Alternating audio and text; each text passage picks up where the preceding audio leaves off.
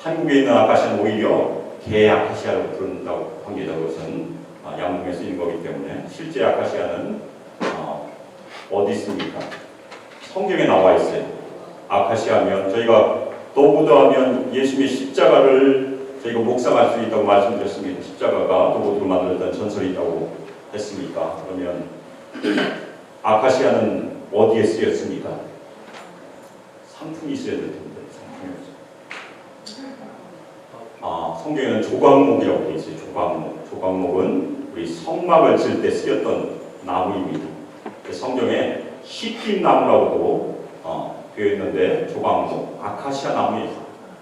아카시아 나무가 워낙 단단하고 썩지 않는다는 그런 믿음이 있기 때문에 아카시아 나무를 이집트에서 썼었고 당연히 광야에서 성막을 칠 때 썼습니다. 어떤 목사님이 설교를 하다가 이게 조각목이니까 조각조각 모여서 널판을 만들었다고 해서 성도들이 감동받고 다 아멘했다는 얘기가 있어요. 그런데 그거하고는 상관이 없습니다. 아카시아 나무가 중국어 성경으로 번역될 때 조각 자주목이라는 나무가 중국에 있기 때문에 그것을 조현목이라고 중국어 성경에 썼는데 그것이 우리말로 번역되면서 잘못돼서 조각목이 됐어요. 조각목과 조각조각은 사실은 상관은 없습니다. 그런데 하나님께서 바로 그 조각목을 통해서 성막을 지으셨다는 것이 굉장히 중요해요.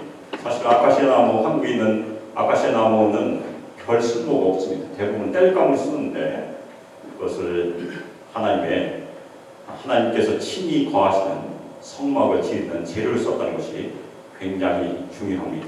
저희도 마찬가지.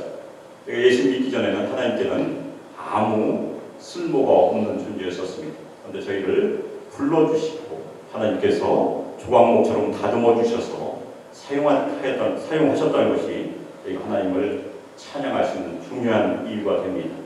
오늘 말씀 저희가 개인적으로도 저희가 하나님께 감사해야 될 말씀이지만 특별히 교회 공동체적으로 꼭 필요한 말씀입니다. 저희가 왜 여기 있는가? 다음 화면, 다음 화면 우리 이행들이 봐야 되는데 우리가 왜 여기 있는가? 우리 교회가 이 땅에서 하나님을 찬송하고 하나님께 영광을 돌리기 위해서 바로 여기 있습니다.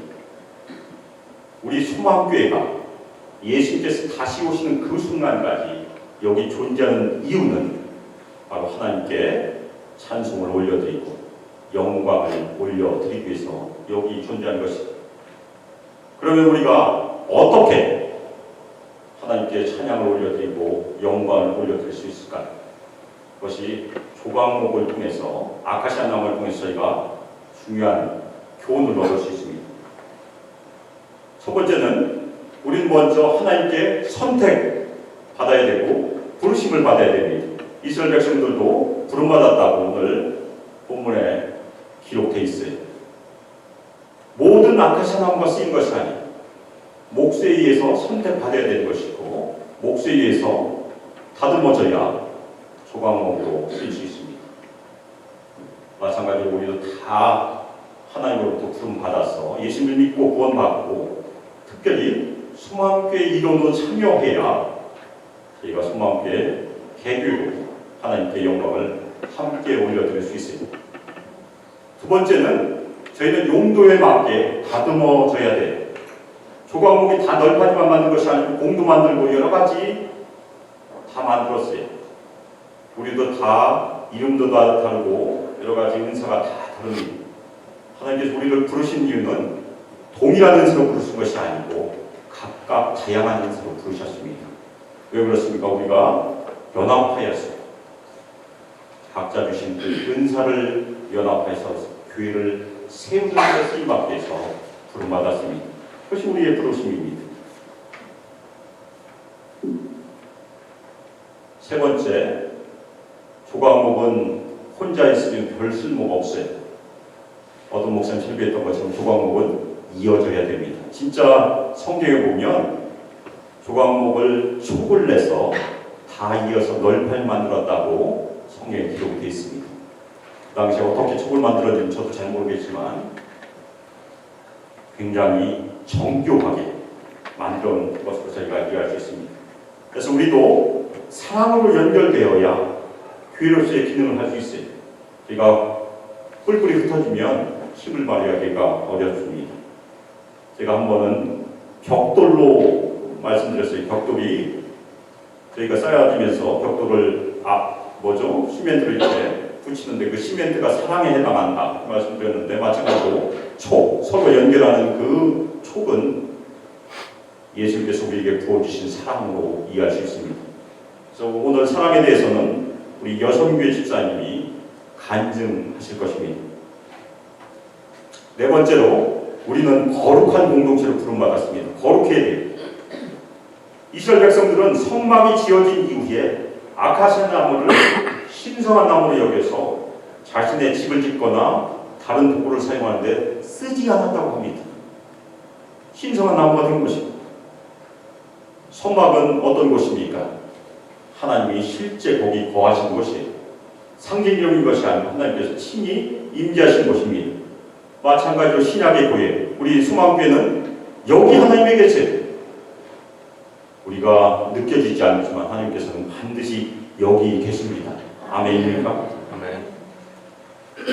요한복음 1장 14절을 보면 예수님께서 이 땅에 오셔서 우리 가운데 거하신다. 우리 성경은 그렇게 있는데 사실은 번역을 하면 우리 가운데 장막을 치셨다라고 번역한 것이 맞습니다. 태버네클, 히 태버네클,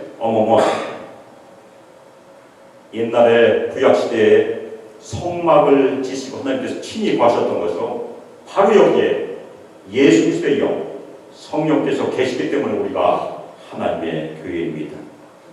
하나님께서 거룩하시면 우리도 당연히 거룩해야 됩니다. 맞습니까? 아멘. 그것이 우리의 부름이에요. 끝으로 우리는 헌신해야 됩니다. 시골에서 자라신 분들은 아카시아 나무를 아실 것입니다. 도끼도 잘 안 들어가요. 굉장히 단단한 나무입니다. 그래서 그거 떼기 위해서 아주 애를 씁니다. 이 성막은 지금부터 3,400년 전에 만들어졌습니다. 그 당시에는 현대 도구가 아무것도 없었어요. 무엇으로 그 널판지를 만들었는지 신기하기 짝이 없습니다. 그 당시에 널판을 만들었던 그 장인들이 얼마나 수고를 했는지 저희가 짐작해 볼 수 있는 장면이, 인내와 헌신이 없으면 널판이나 봉 같은 것이 만들어질 수가 없었어요. 우리 소망교회가 저절로 세워지지 않습니다. 우리도 함께 참여하여 인내로 헌신하지 않으면 우리는 세워지기가 어려워요. 이 헌신에 대해서는 하나님의 섭리 가운데 나무를 잘 다루시는 장인께서 오늘 직접 말씀해 주실 것입니다. 누군지 나중에 보시면 알게 될 것입니다.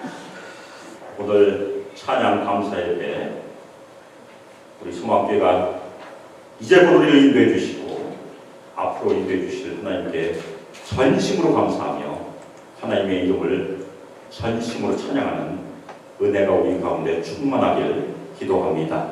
아멘. 계속해서 순서를 진행하도록 하겠습니다. 헌금 봉헌을 드리겠습니다. 헌금 제가 봉헌 드리겠습니다.